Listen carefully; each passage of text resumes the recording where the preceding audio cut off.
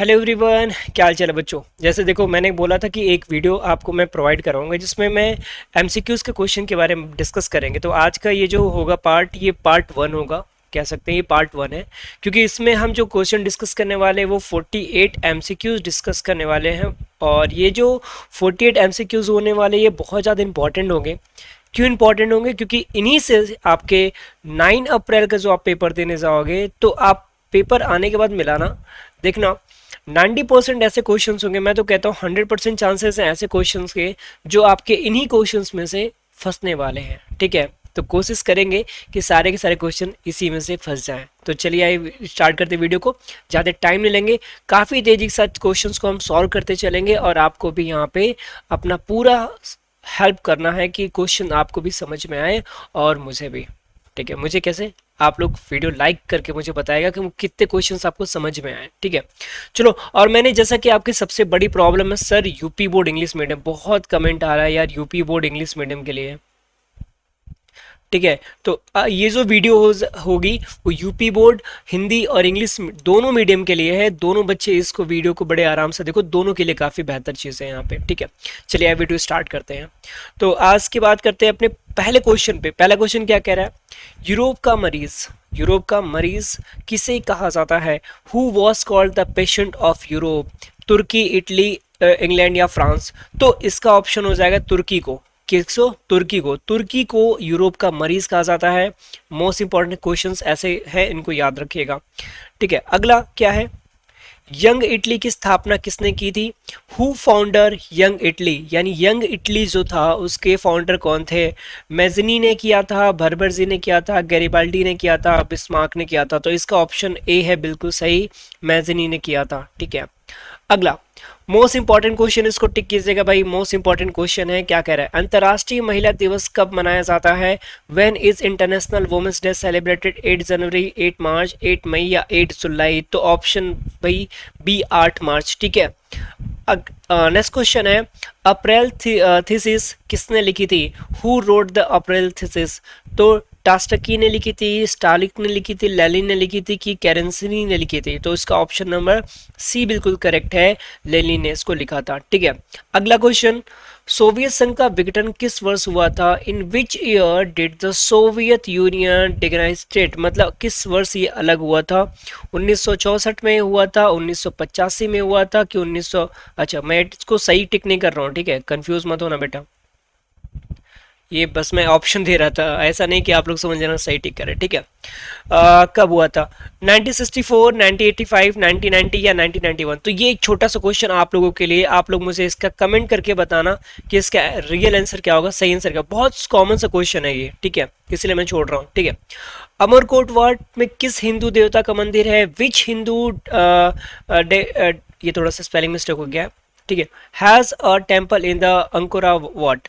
तो विष्णु, शिव, ब्रह्मा या इंद्र? तो इसमें आपके विष्णु जी का टेम्पल है। किसका? विष्णु जी का। अगला, गांधी जी को महात्मा की उपाधि किसने दी? Who gave Gandhi ji the title of Mahatma? Most important question, कई बार ये क्वेश्चन पूछा गया है।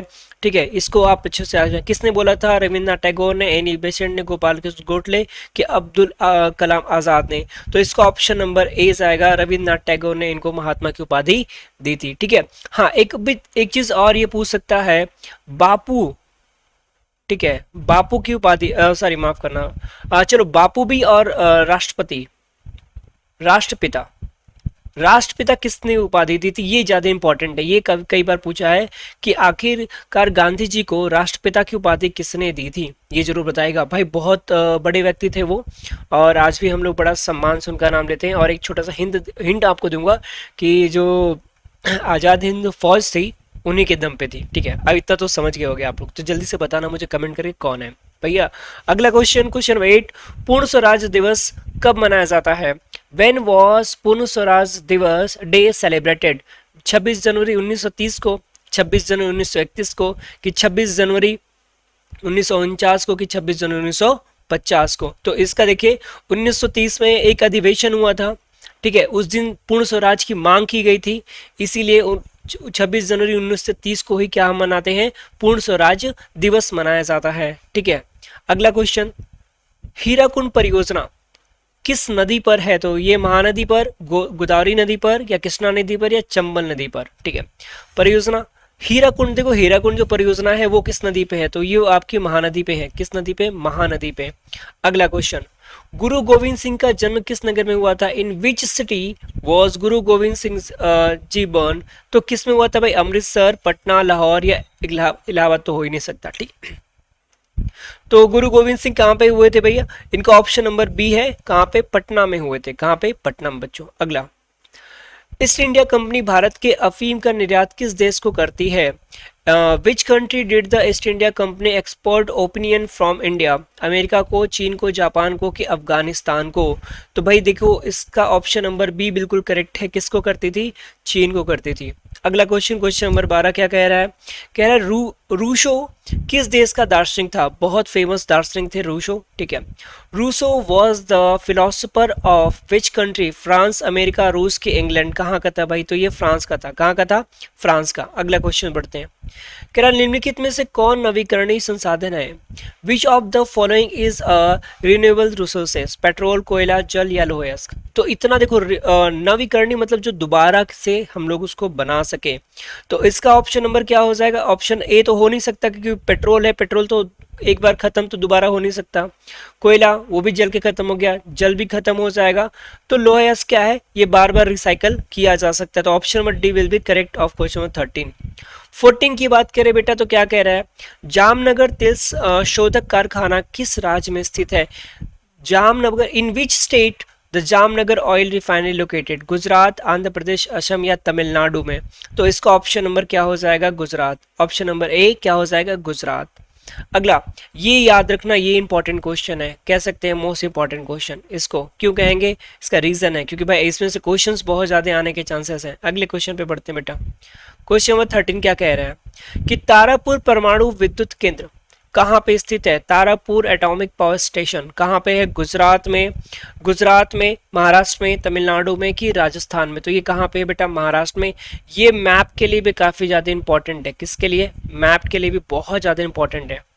अगला क्वेश्चन, पर्यावरण संरक्षण हेतु पहला विश्व शिखर सम्मेलन कहाँ हुआ था, where was the first world summit for environment protect held, Stockholm, Moscow, Paris, के न्यूयॉर्क। तो ये क्वेश्चन तो सभी को याद होना चाहिए भाई, स्टॉकहोम में ही इसका पहला हुआ था। और यही रीजन है कि 5 जून को हुआ था। क्या हुआ था, ये कब हुआ था, 5 जून को हुआ था।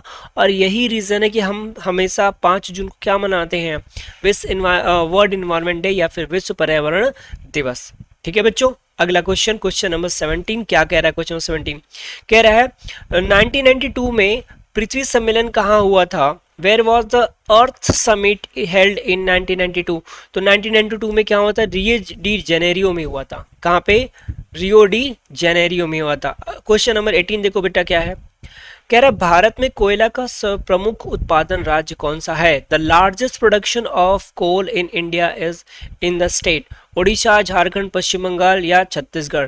तो देखो मैं बताऊं, अगर आपको KGF मूवी याद होगी, ठीक है, KGF मूवी हो गया या फिर गैंग ऑफ वासेपुर हो गया, तो ये जो मूवी है ना, ये जो जहाँ पे बनी हुई है, ये वहां पे कोयले की बहुत ज्यादा भंडार है। और वो बनी कहाँ पे बेटा, झारखंड में। कहाँ पे, झारखंड में। तो इसका ऑप्शन नंबर क्या हो जाए, 18B। अगला क्वेश्चन देखो, क्वेश्चन नंबर 19 क्या कह रहा है, भारत में सर्वप्रथम चावल उत्पादन राज्य है, सर्वप्रमुख चावल उत्पादन राज्य, the major rice production state in India. तो भाई इसका तो आंख बंद करके आप लोग आंसर दे दो, क्या, पश्चिम बंगाल। भैया बहुत ज्यादा, यहाँ पे कहीं भी आप किसी भी होटल में चले जाओ, वहां पे आपको मछली भात ये बहुत ज़्यादा मिलेगी। तो ऐसे इसी से याद कर लेना, ट्रिक है समझ लो, एक तरीके का है, ट्रिक ही है मछली भात। ठीक है। अगले क्वेश्चन पे आ जाओ, क्वेश्चन नंबर 20। जल्दी जल्दी करा रहे हैं बच्चों, बहुत क्वेश्चन कराने हैं अभी। क्वेश्चन 20 क्या कह रहा है, भारत में रेडियो का पहला प्रसारण किस वर्ष हुआ था, in which year was the first radio broadcast in India, 1923 में, 1923 में, कि 1930, 1930 में, 1933 में, कि 1935 में। तो इसका 1930 में पहला रेडियो प्रसारण हुआ था, कहाँ पे, इंडिया में। अगले क्वेश्चन की ओर बढ़ते हैं। अगला क्वेश्चन कह रहे हैं भारत में हरित क्रांति शुरू हुई, green revolution start in India, यानी हरित क्रांति कब स्टार्ट हुई? 1965 में, 1966 में, 1967 की 1968? तो भैया इसका ऑप्शन नंबर क्या हो जाएगा? बी, 1966 में स्टार्ट हो गया था। चलो भाई अगला क्वेश्चन देखो, कह रहा है कि सूती कपड़ा उद्योग का कच्चा माल है, सूती कपड़ा उद्योग का कच्चा माल है, the cotton is the raw material of the textile industries, किसका? जूट, कपास, रेशम या फिर इसमें से कोई नहीं। तो देखिए अगर मैं बात करूं सूत का, तो सूती जो है किससे बनता है? कपास से बनता है, ठीक है। तो किसका कच्चा माल है? कपास का है। अगला क्वेश्चन, क्वेश्चन नंबर 23 क्या कह रहा है बेटा कि रेशमी वस्त्र उत्पादन का प्रमुख केंद्र, the main centre of the silk textile production is Lucknow, Patna, Kanpur, Bhagalpur. अरे भैया भागलपुर, कौन सा? भागलपुर बेटा। अगला क्वेश्चन है ये क्वेश्चन नंबर 24 क्या कह रहा है बेटा? कह रहा है उर्वरक कारखाना अवस्थित है, फर्टिलाइजर फैक्ट्री इज लोकेटेड कहाँ पे? बरौनी में, बांका में, भगवानपुर में या फिर भहवा में? तो भैया ऑप्शन नंबर ए चले जाएंगे, किसमें? बरौनी में, ठीक है। कहाँ पे? बरौनी में। अगला, रंग भेद की नीति, मोस्ट इंपॉर्टेंट क्वेश्चन, टिक करो भाई, बहुत ज्यादा इंपॉर्टेंट क्वेश्चन, कई बार एग्जाम में पूछा है। क्या कह रहा है? रंग भेद की नीति के विरुद्ध आवाज किसने उठाई थी? Who raise his voice against the policy of the apartheid? किसने किया था? जॉर्ज डब्ल्यू बुश ने किया था, मार्टिन लूथर किंग ने किया था, जॉर्ज वॉशिंगटन ने, कि अब्राहम लिंकन ने? भैया देखियो इसके लिए आए थे भैया अब्राहम लिंकन ने, जिसकी वजह से यही रीजन था वो प्रेसिडेंट बने थे, कहाँ के? अमेरिका के। कहाँ के? अमेरिका के। चल भैया अगले क्वेश्चन आ जाओ, क्वेश्चन 26 क्या कह रहा है भैया? क्वेश्चन 26 कह रहा है, एक मिनट रुक जाओ, मार्टिन लूथर किंग, थोड़ा सा बेटा क्वेश्चन 24 में, 24 में रुक जाना बेटा, गड़बड़ हो गया थोड़ा सा। ये नहीं थे, मार्टिन लूथर किंग थे। कौन थे? मार्टिन लूथर किंग थे। ये एक ब्लैक थे, ठीक है। क्या थे? एक ब्लैक। 25 में थोड़ा सा गड़बड़ हो गया था, उसको इंप्रूव कर लो बच्चों। आगे जाओ, क्वेश्चन 26 क्या है? कह रहा है धर्म के समुदाय का मुख्य आधार मानने वाले व्यक्ति को कहा जाता है a person who consider religion as the ministry of the community is called. जातिवाद, सांप्रदायिक या धर्मनिरपेक्ष या फिर आदर्शवादीवाद। बहुत ही ज्यादा कह सकते कॉम्प्लिकेटेड वर्ड है ये, ठीक है। ये क्या है भाई? सांप्रदायिक। क्या है? सांप्रदायिक। अगला क्वेश्चन कह रहा है भारत में राष्ट्रीय महिला आयोग अधिनियम कब बना था? When was the National Commission for Women Act इंडेट इन इंडिया, यानी कब स्थापित हुआ, कब बना? तो 1960, 1972 या फिर 1982 या फिर 1990? तो इसका ऑप्शन नंबर जाता है डी, 1990 में भारतीय राष्ट्रीय महिला आयोग का अधिनियम पारित हुआ, ठीक है। अगला क्वेश्चन नंबर 28 क्या कह रहा है बेटा? कह रहा है कि भारत में संविधान सभा का गठन कब हुआ? When was the constitution assembly form in India? तो ये 1946 में हुआ था, ये तो सभी को याद होना चाहिए, ठीक है। अगला क्वेश्चन 29 क्या कह रहा है? तेलंगाना राज्य का गठन कब हुआ था? When was the Telangana state was founded? भैया तेलंगाना किससे अलग हुआ था? देखो पहले क्या था? पहले आंध्र प्रदेश था। क्या था? पहले आंध्र प्रदेश था। आंध्र प्रदेश से एक और राज्य अलग हुआ जिसका नाम क्या बन गया? तेलंगाना। क्या बन गया? तेलंगाना। और 2024 तक दोनों का एक ही कैपिटल होगा, मतलब एक ही राजधानी होगी, एक ही राजधानी, जो इसको क्या बोलते हैं? हैदराबाद। क्या बोलते हैं? हैदराबाद। 2024 के बाद आंध्र प्रदेश की जो राजधानी हो जाएगी वो हो जाएगी अमरावती। क्या हो जाएगी दोस्त? अमरावती हो जाएगी, ठीक है। तो 2024 तक 10 साल का था, तो कब हुआ था? 2 जून 2014 को ये अलग हो गया था। कब? 2 जून 2014 को। अगला भैया चिपको आंदोलन बड़ा फेमस है, तो मोस्ट इंपॉर्टेंट कर लो, बहुत बार पूछा हुआ है कि चिपको आंदोलन की शुरुआत किस राज्य में हुई थी? देखो, for which state did the Chipko movement start? भैया देखो चिपको मूवमेंट जो था वो प्लांट से, ट्री से था। किससे रिलेटेड था? ट्री से, मतलब इन्वायरमेंट से रिलेटेड था। तो गुजरात, झारखंड, उत्तराखंड, राजस्थान, तो ये कहाँ से जाते स्टार्ट हुआ? तो भैया ये उत्तराखंड से स्टार्ट हुआ था। कहाँ से? उत्तराखंड से हुआ था। इसी के साथ एक नाम आता है ज्योति बगुड़ा जोशी का, ठीक है। अगला क्वेश्चन है लोक तंत्र का प्राण किसे कहा जाता है? Who was the called the life of the democracy? Most important question है, इसको आप जरूर नोट कर लेना कहीं पे, क्योंकि ये आपसे पूछेगा ही पूछेगा। राजनीतिक दल का, सामाजिक दल का, धार्मिक दल का, नागरिक संगठन का? तो भैया ऑप्शन नंबर ए बिल्कुल सही है इसका। किसका? लोकतंत्र का जो प्राण है, लाइफ ऑफ डेमोक्रेसी, वो क्या है? पॉलिटिकल फील्ड होते हैं उनको दिया जाता है, उनको कहा जाता है, माफ करना। अगला क्वेश्चन क्या कह रहा है, कह रहा है निम्नलिखित में से कौन एक राष्ट्रीय दल है, which of the following is a national party, Janata Dal United या फिर डीएमके, भारतीय जनता पार्टी, लोक जनशक्ति पार्टी। भैया यहाँ पे थोड़ा सा क्वेश्चन समझना, यहाँ पे क्वेश्चन थोड़ा सा समझना। कह रहा है निम्नलिखित को राष्ट्रीय दल, यहाँ पे देखो क्या कह रहा है, राष्ट्रीय दल ये मतलब नेशनल पार्टी। समझना नेशनल पार्टी किसको बोलेंगे, एटलीस्ट उनके 3 स्टेट में उनके क्या होने चाहिए, पार्टी होनी चाहिए। तो जैसे अगर जनता दल की बात करें, जनता दल नहीं है क्योंकि इसका एक ही राज्य में है जो बिहार है। ऐसे छोटे मोटे राज्य, जैसे मैं एक बात और बता दूं आपको, ये जो आपकी समाजवादी पार्टी है, सपा, समाजवादी पार्टी जिसको हम सपा भी बोलते हैं शॉर्ट फॉर्म में, समाजवादी पार्टी, वो भी नेशनल लेवल की नहीं है, ठीक है, इसको याद रखिए। डीएमके भी नहीं है, बिल्कुल नहीं है। भारतीय जनता पार्टी बिल्कुल यही है, तो इसको भाई जरूर आप लोग टिक कर लेना, क्योंकि हो सकता है मोदी जी इसमें पूछ ले क्वेश्चन, क्योंकि मोदी जी योगी जी दोनों लोग का यूपी में राज है भाई।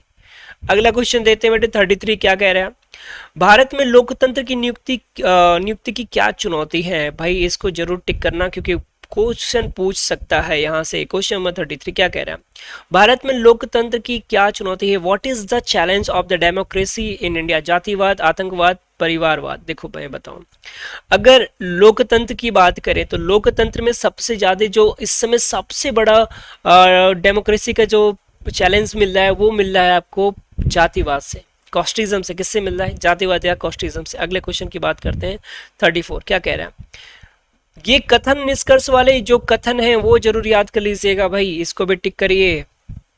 क्या कह रहा है, ये छपेगा भाई। कह रहा है किसने कहा, लोकतंत्र जनता का, जनता के द्वारा और जनता के लिए शासन है। मोस्ट फेमस वर्ड ये है, कई बार पूछा गया है। Who said democracy is the government of the people, by the people and the people. किसने, अरस्तु ने, रूसो ने, कि अब्राहम लिंकन ने, ग्रीन ने। भैया किसने कहा था, अब्राहम लिंकन ने कहा था इसके लिए, ठीक है। चलो अगला क्वेश्चन 35। देखो वो जो स्टेटमेंट है वो बहुत ज्यादा इंपॉर्टेंट है, ये स्टेटमेंट आप जरूर नोट कर लेना, कई बार पूछा एग्जाम में, फिर बाद में मत कहना सर हमने नहीं किया। अगला क्वेश्चन और जो 35 क्या कह रहा है कि निम्नलिखित में से कौन सा कदम लोकतांत्रिक सुधार का सूचक है, which of the following is the indicator of the democracy reform, अशिक्षा, पंचायती राज, सामाजिक असमानता। देखो अशिक्षा तो कैसे हो सकती है, बिल्कुल ये हो ही नहीं सकता। असामाजिक समानता ये भी हो नहीं सकती। क्या बचा, पंचायती राज, तो हम इसी को टिक कर देंगे, ठीक है। क्योंकि देखो अगर क्या कह रहा है कि विच of the following is an indicate of democracy reform, democracy reform को कौन इंडिकेट कर रहा है, ठीक है, सुधार को। तो अशिक्षा सुधार को कभी इंडिकेट करेगा, बिल्कुल नहीं इंडिकेट करेगा। सामाजिक असमानता, यहाँ पे अगर समानता लिखा होता तब तो समझ में आता, लेकिन इसने अ लगा दिया इसलिए गलत हो गया। तो पंचायती राज ही एक ऐसी व्यवस्था है जो अच्छी चल रही है और बढ़िया चल रही है, ठीक। अगली बात करते हैं क्वेश्चन नंबर 36, जल्दी खत्म होने वाला है, 12 क्वेश्चन और बचे हैं। भारत में योजना आयोग के अध्यक्ष कौन थे, who was the chairman of the planning commission of India. तो राष्ट्रपति, उपराष्ट्रपति, प्रधानमंत्री। देखो प्लानिंग कमीशन, योजना आयोग आप सभी को पता होना चाहिए, 2014 से पहले तक योजना आयोग थी। 2014 से पहले तक क्या थी, योजना आयोग था, योजना आयोग, योजना आयोग। लेकिन जैसे 2014 आया उसके बाद योजना आयोग बदल गई, किस में, नीति आयोग में। किसने बदल गई, नीति आयोग में बदल गई। तो योजना आयोग के जो अध्यक्ष होते थे वो कौन होते थे बेटा, वो होते थे प्रधानमंत्री, जिनको हम लोग क्या बोलते हैं, पीएम बोलते हैं। क्या होते हैं, पीएम। और पहले योजना आयोग के जो अध्यक्ष थे, पहले जो अध्यक्ष थे वो आपके चाचा नेहरू थे। कौन थे, चाचा नेहरू थे। और नीति आयोग के जो पहले अध्यक्ष थे, अध्यक्ष हैं भी, ठीक है, वो कौन है, माननीय प्रधानमंत्री नरेंद्र मोदी जी, नरेंद्र दामोदर दास मोदी, ठीक है, ये है, इसको याद रखिएगा। तो 36 का ऑप्शन नंबर क्या हो जाएगा, सी हो जाएगा। क्वेश्चन नंबर 37 देखो बेटा क्या कह रहा है, 37 क्या कह रहा है, कह रहा है भारत में प्रथम पंचवर्षीय योजना की शुरुआत कब हुई थी, when was the first 5 year plan started in India, 1950 1951 में कि 1952 में कि 1953 में। तो देखो ये चीज स्टार्ट हुआ था 1952 के आसपास, 2 से स्टार्ट हुआ था, सॉरी आसपास नहीं, 2 में ही स्टार्ट हुआ था। 38 क्वेश्चन देखो क्या कह रहा है बेटा, कह रहा है बिहार में किस जिले की प्रति व्यक्ति आय सबसे कम है, which district has the lowest per capita income in Bihar, Muzaffarnagar, Darbhanga, गया, शिवहर। तो इसको क्वेश्चन को थोड़ा सा आपको देखना पड़ेगा, ठीक है। गया में तो उतना नहीं। शिवहर एक ऐसा स्टेट है जहाँ पे क्या है, पर कैपिटा इनकम बहुत ज़्यादा ही कम है, तो इसको आप देख लीजिएगा। क्वेश्चन नंबर 39 क्या कह रहा है बेटा, कह रहा है आधुनिक युग की प्रगति का श्रेय मुद्रा को ही है, यह कथन किसका है। ये भी देखो कथन इंपॉर्टेंट, बहुत ज़्यादा इंपॉर्टेंट है कथन वाले क्वेश्चन, ठीक है। The credit of the progress of the modern era in is on the currency whose statement is that ट्रैक्सटाल ने कहा था, मार्शल ने कहा था, काउथर ने कहा था। तो भाई ये जो स्टेटमेंट है ये किसने कहा था, ये काउथर ने कहा था। किसने, काउथर ने कहा था। अगला क्वेश्चन आ जाओ बेटा, क्वेश्चन नंबर 14 क्या कह रहा है, कह रहा है बांग्लादेश की मुद्रा का नाम बताइए। What is the name of the currency of Bangladesh. तो इसका मैं एक ट्रिक बताता हूँ, पहले सुनो। अगर बांग्लादेश के मैं कैपिटल की बात करूं, कैपिटल मतलब राजधानी, अगर मैं इसके राजधानी की बात करता हूं तो इसका राजधानी है क्या, ढाका। क्या है, ढाका है, ठीक है। अगर ढाका को, ये जो ढ है ना इसको हटा दो, ढ को हटा दो, ढ की जगह केवल और केवल लिखो ढाका, तो अब आप तो खुद समझ गए होगे, ठीक है। ढाका टाका क्या हो जाएगा, ढाका टाका हो जाएगा। यानी बांग्लादेश का जो कैपिटल है वो ढाका है और इसका जो करेंसी वो क्या है, टाका है, ठीक। तो ऑप्शन नंबर डी बिल्कुल करेक्ट हो जाएगा भाई। चलिए अगला क्वेश्चन देखते हैं। क्वेश्चन नंबर 41 क्या कह रहा है कि भारत में सहकारिता आंदोलन का प्रारंभ कब हुआ। When did the cooperative movement start in India? 1900 में, 1902 में, 1904 में, कि 1905 में। तो ये स्टार्ट हो गया था 1904 से ही स्टार्ट हो गया था।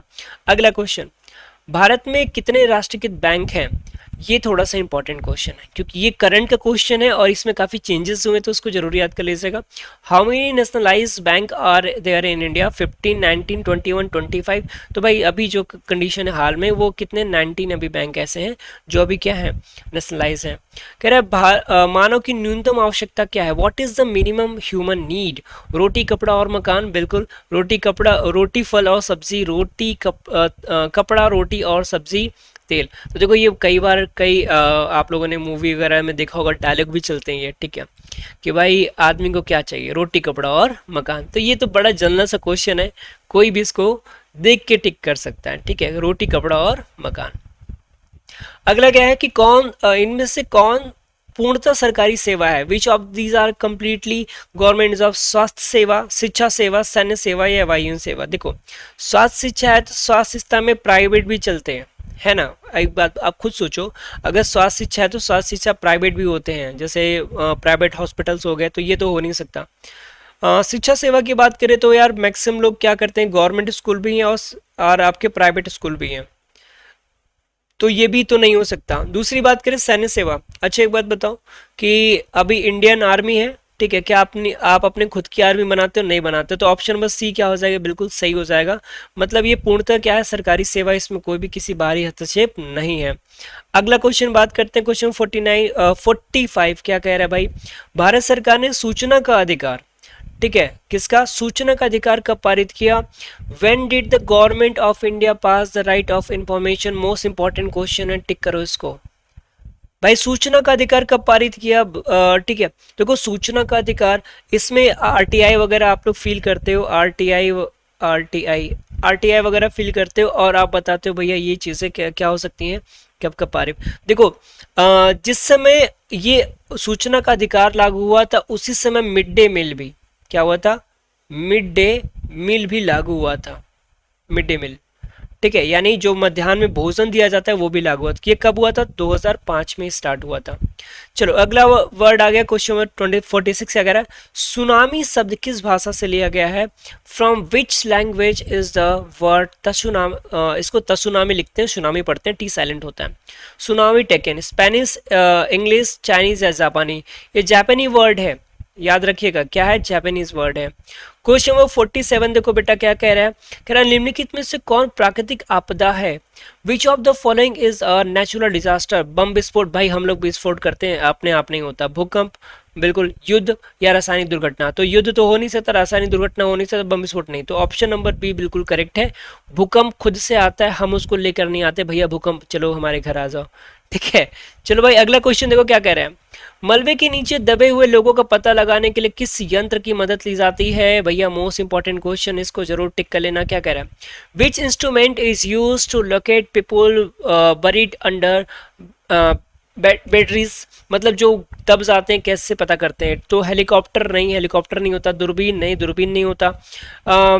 इंफ्रारेड कैमरा, बिल्कुल इंफ्रारेड कैमरा से हम इसको देख सकते हैं, उनकी हीट को जनरेट कर सकते हैं। तो इंफ्रारेड कैमरा की वजह से हम पता कर सकते हैं कि मलबे के नीचे कौन कौन दबे हुए हैं। बिल्कुल बच्चों, तो यहाँ पे हमने 48 क्वेश्चन देखे, जो आपके जिसमें आपके हिस्ट्री, जियोग्राफी, सिविक्स, इकोनॉमिक्स सब कुछ मैंने इस यहाँ पे मिला के दे दिया था। ये अभी ख़त्म नहीं हुआ है, ये केवल पार्ट 1 है। पार्ट 2 अभी इसके बाद अवेलेबल हो जाएगा, ठीक है। तो पार्ट 1 को ज़्यादा से ज़्यादा शेयर कीजिए, कोशिश करते हैं इसको ज़्यादा से ज़्यादा बच्चों तक पहुँचाने की। आप सभी लोग, ज़्यादा नहीं, जितने भी बच्चे हो मेरे साथ यहाँ पे जुड़े हुए सभी लोग बस अपने व्हाट्सएप ग्रुप में सबको ऐड करो ये बच्चों, ठीक है। अपने व्हाट्सएप ग्रुप में सबको शेयर करो, जो भी बच्चे 10th में, क्योंकि अगर एक एक बच्चे की मैं बात करूं तो एक एक बच्चे के पास कम से कम तो 10 से 12 फ्रेंड तो होंगे ही। अगर 10 से 12 बच्चों के पास ये पहुंचाते हो वीडियो, तो थैंक यू सो मच बच्चों। शेयर करना बहुत ज़रूरी है, क्योंकि यहाँ पे इतनी मेहनत की जा रही है आप लोगों के लिए, तो आप लोगों को भी थोड़ा सा एफर्ट करना पड़ेगा चीज़ों को करने के लिए, क्योंकि जब उधर से रिप्लाई अच्छे आते हैं ना, तो भाई इधर करने का भी मन करता है। तो खैर चलिए, अभी 9 तारीख को पेपर है हमारा, तो अभी एक वीडियो ये आ गई, थोड़ी देर बाद एक दूसरी वीडियो में और अपलोड कर रहा हूँ, उसको भी आप लोग ज़रूर देख लीजिएगा, ठीक है। तो चलिए, आई थिंक इतनी चीज़ें आपको समझ में आ गई होंगी।